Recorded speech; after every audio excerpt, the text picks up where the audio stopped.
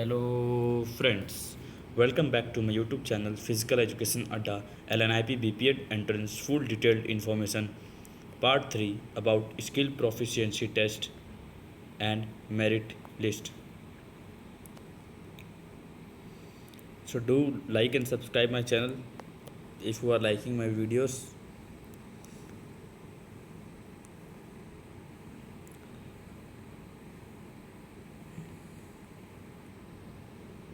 आज मैं आपको स्किल टेस्ट और मेरिट लिस्ट से जुड़ी हुई सब इम्पोर्टेंट बातें बताऊंगा, तो प्लीज़ वीडियो को लास्ट तक देखें और कमेंट बॉक्स में अपना कमेंट करके बताएं मुझे कि मैं नेक्स्ट वीडियो आपको किस टॉपिक पर चाहिए।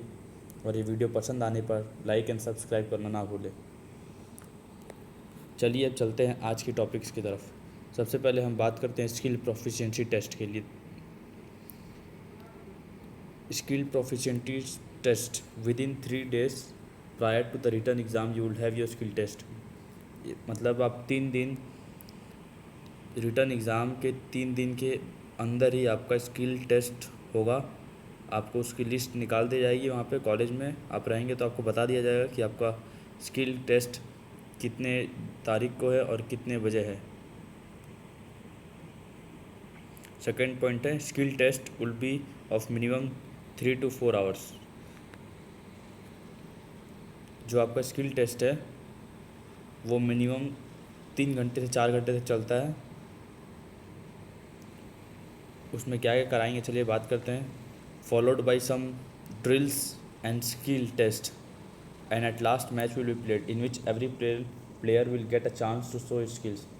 ऐसा नहीं है कि आपको स्किल टेस्ट करा लेंगे, आपको चांस ही नहीं देंगे खेलने का, आपको अपनी टैलेंट दिखाने का मौका ही नहीं मिलेगा। ऐसा नहीं है, सबको बराबर मौका मिलता है स्किल टेस्ट में।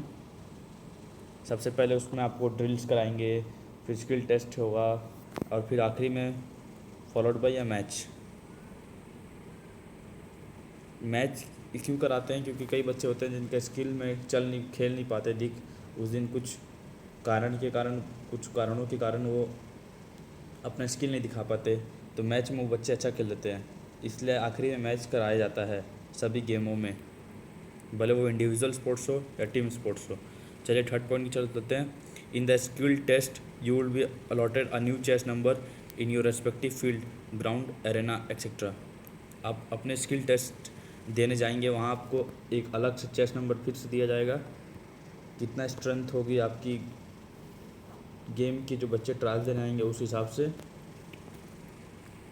ये सब बात हो गई। अब हम बात कर लिए स्किल प्रोफिशिएंसी टेस्ट के लिए। चलिए अब आगे चलते हैं नेक्स्ट स्लाइड की तरफ। अब मैं आपको वो पॉइंट्स बताऊंगा, points which one should keep in mind while giving a skill proficiency test. Points to keep in mind while giving a skill proficiency test. इसको आप नोट डाउन कर सकते हैं जब वीडियो को ध्यान से देखें। चलिए, reach before the allotted time. आपको जो टाइम दिया रहेगा आपके स्किल टेस्ट के लिए, आप उससे पहले पहुँचे वहाँ पे फाइनल डे के दिन। Practice at your ground before giving the final day test. आपको जो रिटर्न एग्ज़ाम के बाद 3 दिन टाइम मिलेगा, उसमें आप अपने जहाँ ट्रायल होने वाला है आप वहाँ जाके प्रैक्टिस कर सकते हैं।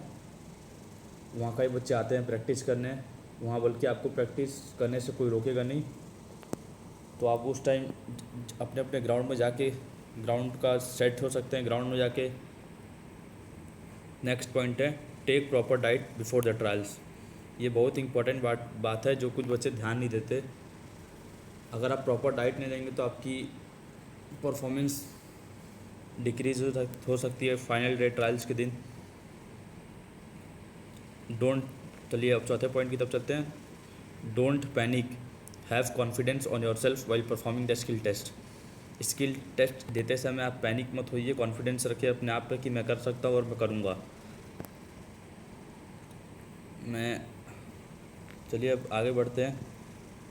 So I hope that this instructions and suggestions are helpful for you for your skill proficiency test. मैं आशा करता हूँ कि आप जो भी मैं इंस्ट्रक्शंस और सजेशंस आपको दिया वो आपके लिए हेल्पफुल रहेगा। So guys, best of luck for your trials.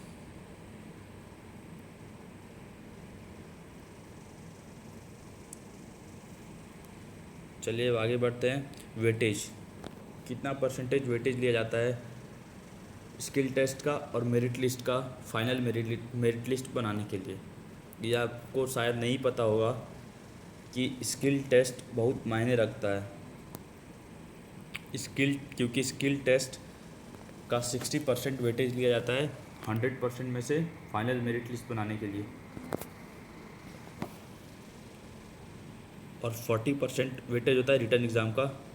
Sorry for the error, written की स्पेलिंग गलती से मिस प्रिंट हो गया है। जो आपका वेटेज होगा 60% स्किल टेस्ट का होगा और 40% रिटन एग्ज़ाम का होगा। Total 100% merit list. और एक बार बता दूँ आपको कि आपका जो स्किल टेस्ट होगा उसका 60% मार्क्स लिया जाएगा मेरिट लिस्ट बनाने के लिए, और जो रिटन एग्ज़ाम होगा 100 मार्क्स का, उसमें से आप जितना भी स्कोर करेंगे उसको 40% कन्वर्ट करके फाइनल मेरिट लिस्ट में जोड़ा जाएगा। चलिए फाइनल मेरिट लिस्ट।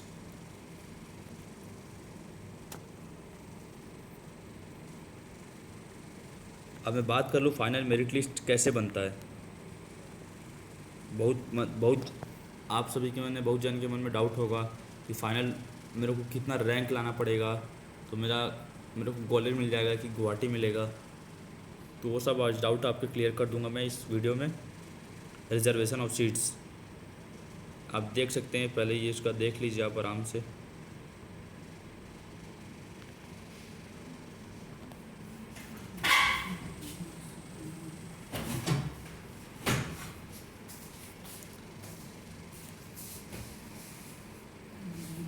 चलिए अब आपको मैं इसको आप देखने से कुछ समझ नहीं पाएंगे, मैं आपको सीधा सीधा हिसाब बता दे रहा हूँ। अगर आप जनरल कैंडिडेट हैं और आपको LNIP ग्वालियर में चाहिए सीट, तो आपको टॉप 50 के अंदर आना पड़ेगा। कॉमन रैंक आपका टॉप 50 होना चाहिए। अगर आप कॉमन रैंक आपका, अगर आपका कॉमन रैंक 50 के अंदर है, टॉप 50 के अंदर है कॉमन रैंक, तो आपको ग्वालियर अलॉट कर दिया जाएगा।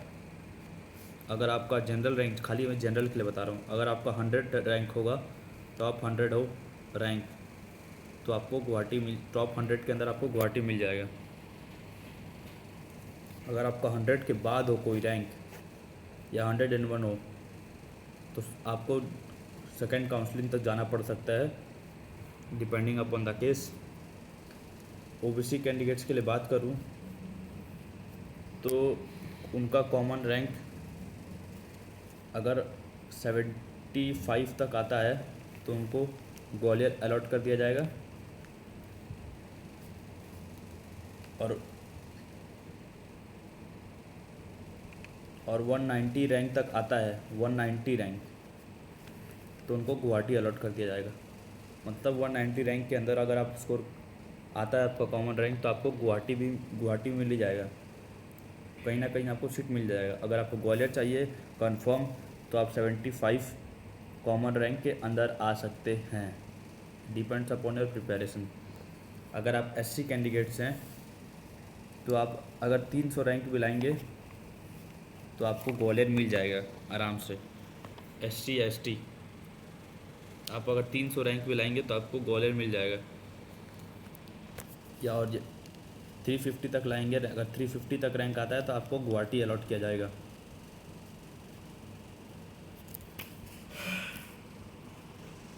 ये हमारे देश में बहुत ख़राब चीज़ है, रिजर्वेशन ऑफ सीट्स।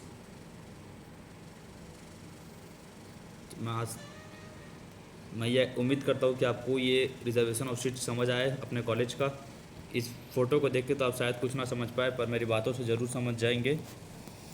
अगर आप जनरल कैंडिडेट्स हैं, आपको ग्वालियर चाहिए, तो आप 50 के अंदर लाने के लिए टारगेट रखिए। और OBC कैंडिडेट्स हैं तो 75 के अंदर लाने की टारगेट करिए। अगर आप SC या ST कैंडिडेट हैं तो 300 के अंदर भी लाएंगे तो आपको ग्वालियर अलॉट कर दिया जाएगा। आशा करता हूँ कि आपको रिजर्वेशन ऑफ सीट्स अच्छी तरह से क्लियर हो गया। अगर कोई फिर भी डाउट हो तो कमेंट बॉक्स में कमेंट करके बता सकते हैं, I will solve your doubt. अब बात करते हैं Lakshmibai national institute of physical education Gwalior की फ़ीस स्ट्रक्चर के बारे में। फ़ीस स्ट्रक्चर क्या रहती है, देखिए आप देख सकते हैं इसमें इंडियन स्टूडेंट्स का लेफ़्ट साइड में है और फॉरेन स्टूडेंट्स का राइट साइड में है। तो I hope that first semester का फीस देख सकते हैं आप इंडियन स्टूडेंट्स का 45,150। Tuition fees 3,150, identity card 200। तो आपका फर्स्ट सेमेस्टर का फीस लगेगा अप्रॉक्स 45,150 और सेकेंड सेमेस्टर का 31,650 और उसके बाद सेकेंड थर्ड फोर्थ में आपका अप्रॉक्स यही लगता है 31,000 30,000।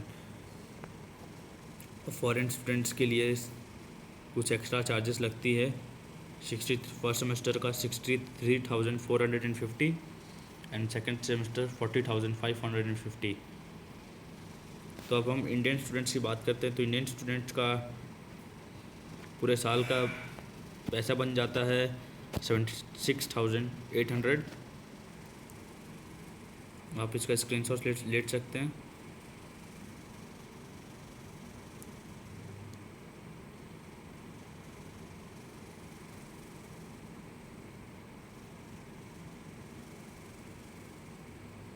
चलिए अब आगे बढ़ते हैं। So thank you for watching this video. I hope that you have watched all the parts of this video, and if it was useful for you then do comment in the comment box how it was and do subscribe my channel for latest updates. Thank you। और मैं आपको एक important बात बता दूँ, आपको अगर आपको कोई भी डाउट लगता है तो आप कमेंट बॉक्स में कमेंट कर सकते हैं। जितना जल्दी हो सके मैं आपके कमेंट का रिप्लाई कर दूँगा और आप कमेंट करके बताएं कि मैं नेक्स्ट वीडियो किस पे बनाऊँ।